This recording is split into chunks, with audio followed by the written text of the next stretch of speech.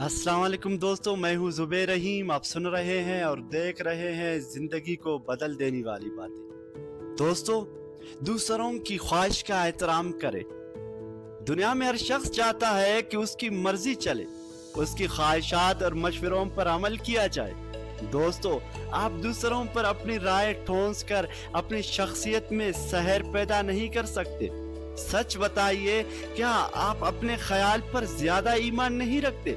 अगर ऐसा है तो क्या आप अपने ख्यालात की कड़वी गोली दूसरों के गले में ज्यादा जबरदस्ती ठोंसना बुरा नहीं है? दोस्तों, कोई आदमी भी ये सुनना गवारा नहीं करता, तुम ये करो, तुम ये ना करो। हम सब ये महसूस करना पसंद नहीं करते कि हम जो कुछ भी कर रहे हैं अपनी मर्जी से करें और हम अपनी ही नजरियात पर अमल पैरा है। हम चाहते हैं कि दूसरे लोग हमसे पूछे कि हमारी ख्वाहिशात, तमन्नाएं और ख्यालात क्या है। दोस्तों, आज से 2500 साल पहले चीन के एक फलसफी लाओ ज़े ने कमाल की बात कही थी।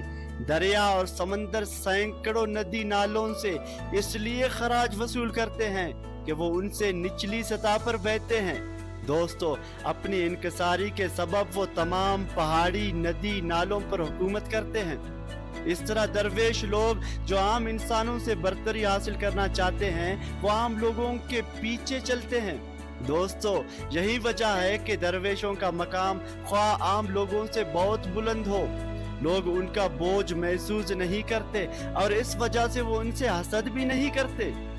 दोस्तों, अगर आप चाहते हैं कि लोग आपसे हसद के बजाय प्यार करें, तो लोगों से मशवरा तलब करें, ज्यादा से ज्यादा उनकी राय मांगे।